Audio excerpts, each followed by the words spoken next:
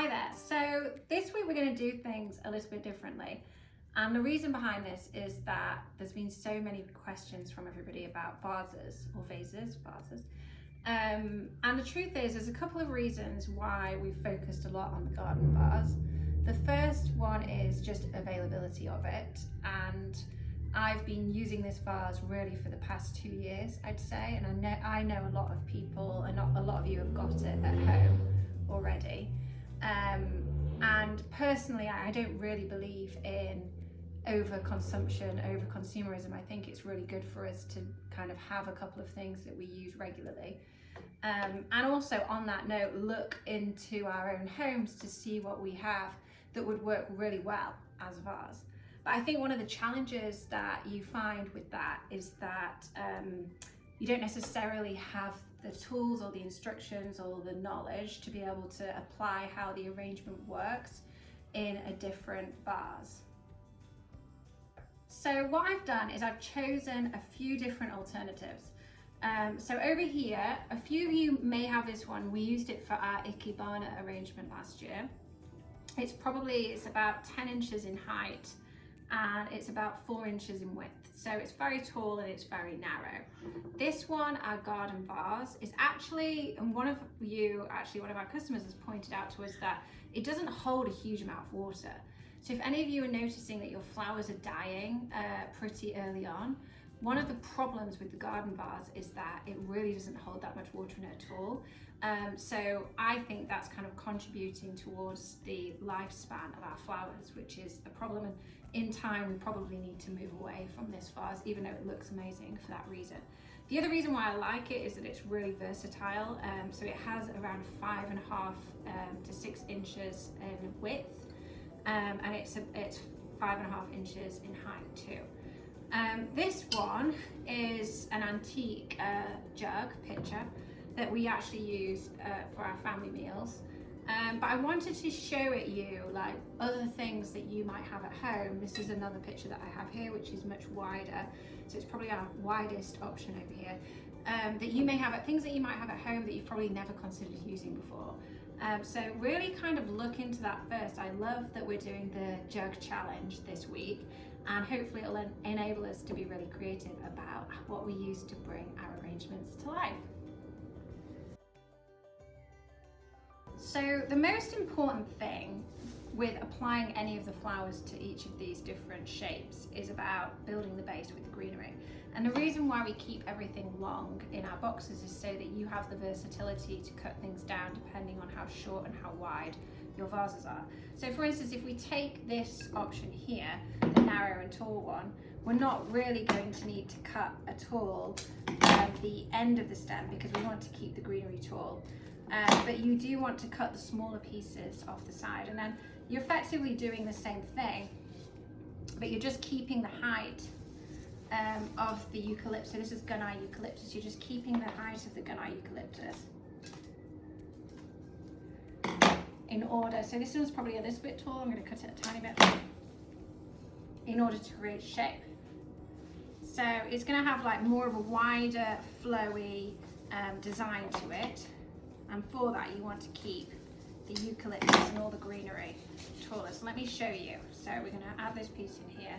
And I'm quickly just going to show you what you then do with the heather is you would, again, you don't need to cut the ends of this. You just pull them into individual pieces and you just lower them in front of the Gunai eucalyptus. You do that with all of your heather obviously, like so. And then, same methodology. So the thing about your vases is that the same principles apply. So you want to start with the greenery first, and then you want to add in the focal flowers. So when we talk about adding in the focal flowers, you'll often see that I talk about resting the focal flower like right above the nape of the vase. So you see that with your eucalyptus, you're not going to have to cut that much off for it to work in this vase, for instance.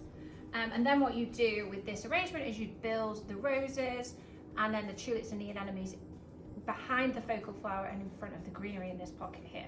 And that would bring your arrangement to life. So let's just show a couple of alternative options. So that one is with the Ikebana vase. Let's do the garden vase last because that one is one that we use most often. Again, this vase is wider, so it's actually pretty, it's not as tall as, it's about 8 inches in height, but it's a lot wider. So with this, again, the same thing applies, but what we're probably going to want to do is cut, because it is a bit shorter, cut the greenery down a little bit, and then add in these wonderful flowy pieces. Oh, that's not a great piece actually. To create shape. So this one we're going to cut down a little bit. You can see that it's not as tall, it's not as, it doesn't have as much airspace in it. Kind of, we're still kind of keeping the greenery pretty close around the perimeter of the vase. Like this. That piece kind of tucks in there. And then we do have a couple of pieces, you will have a couple of pieces of the viburnum. So you can add those in, 1, 2. Again, these are shorter, so you might not need to cut them at all for a vessel like this one. And then, again, same thing applies. You want to layer, cut your header into individual pieces, so it's a bit more manageable to work with, and then layer it in front, like so.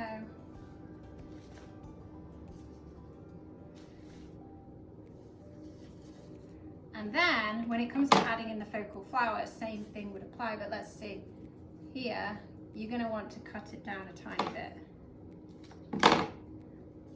so that it sits just above the nape of the vase. And the same thing applies, you'd put your secondary flowers and your anemones and tulips in this section here. So hopefully you're starting to kind of get the concept that the height in the vase with most of our boxes, it doesn't make a huge difference to the methodology, but it does make a difference to obviously what the arrangement looks like. So let's just do with the garden vase really quick, because we're going to actually arrange it in the jug here. Oops. So with these pieces, because this vase is a lot, it's not as tall, can you see? It's actually incredibly short. So what often happens when we use this vase is you'll find it when you use the proteas, that you're cutting loads off the stems. And the problem with that is that water can move this. When the stems are longer, it takes a lot longer for the water to travel up to the top of the head of the flower. So it means that obviously the flower needs to stay hydrated, but the other role that water plays is it feeds the flower, which encourages the flower to open up. So if the stem of the flower is a lot shorter, then obviously it can keep absorbing water really quick. It opens up a lot faster, which would lead one to say that it kind of encourages the bloom process to a point where it encourages the death process of the flower too. So maybe there is an argument to say that you don't get as much of a lifespan out of this vase, which has only recently something that I've started to think about and notice myself. Not only that, but obviously because it's smaller, you don't have as much water in it. So with this vase, what you would do is you would cut the pieces down a lot, and then obviously like cover the perimeter of the vase with the Ghana eucalyptus, and then add the heather in, cut those pieces down a lot, add the heather in on top of that. So that would be the garden vase. So let's start with this one. So again, same thing applies. I've got a clear glass vase, so the problem with that means that we don't have as much flexibility on, we need to make sure all the leaves on our greens have been removed. So we're going to cut the pieces down, and then same concept, we just want to cover the perimeter of the vase with the eucalyptus. Oh, run it in. Got a piece here. This piece is a bit of a weird shape, so I'm going to put it to one side. And then I have another piece of eucalyptus here. Oops. After that, we want to add in our viburnum. So you'll have 2 shorter pieces of this, so just give the ends a tiny cut, again, depending on how tall your vase is, and then just add them inside the perimeter of the vase.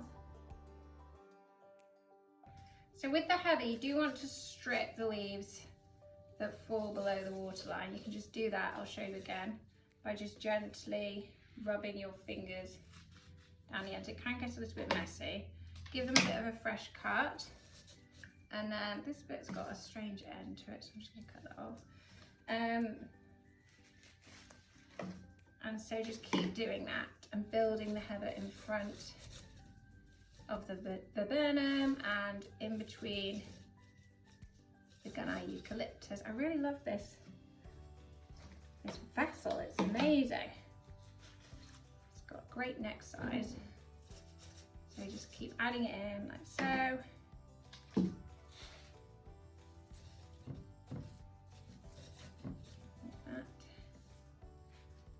Even the small pieces that you have, you can use those to sit at the front, like that. And this one, go over here.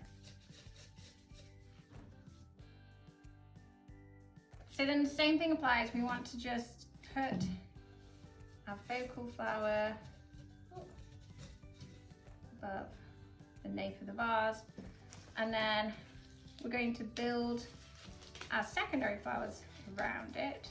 And actually on that point, you can either use the ranunculus as a focal flower or you could use the anemone as a focal flower too. So let me show you this one. You do have two options. With these double-starred anemones that are really amazing, carefully just pull the greenery from the top to just clean the stem. They're really amazing flowers, but I do think they look a lot better cleaner, as clean as possible. Like that, see? So that could be an option. And then you could put the ranunculus behind it, like that. Then the roses, we're just going to remove any outer petals. These are secondary flowers, so we're just using them to kind of fill in the gaps of the arrangement. Put one there. Got a hole at the back, and you see this hole here, so I'll put the other one there.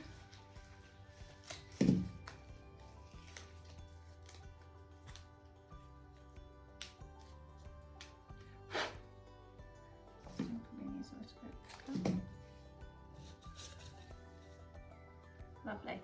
And then we still have a couple more anemones. So the thing about the anemones and the tulips is that it's nice to use the height of these to kind of bridge this gradient between like the flowers in the middle and then the greenery around the outside. So what I mean by that is keeping the stem of this a little bit taller, because they really hold their own and they add such wonderful texture. And they're really easy to deal with, because manageable, because they've got very narrow stems, so you can actually add them in any way you want. Carefully remove these. That at the end, and then it's nice to see. You kind of want to benefit from the direction that these are naturally going to fall in, because you can tell they have a bit of a curvature towards the end of the stem. So use that to your advantage when you're making a decision about where you want to put them. Like that. That one doesn't want to stay there. And then the tulips, when you get these, they're probably going to be quite tight. But what you can do is just let them absorb water, and then after a couple of days, strip the leaves off the stems, and then just turn the petals inside out to create this really nice coral shape. Tulips also grow towards the light, so even if you cut them down, you'll find that they grow after they've been cut, so they'll grow even taller. So it's kind of nice to, again, use their shape. We put one over here, for instance, to your advantage.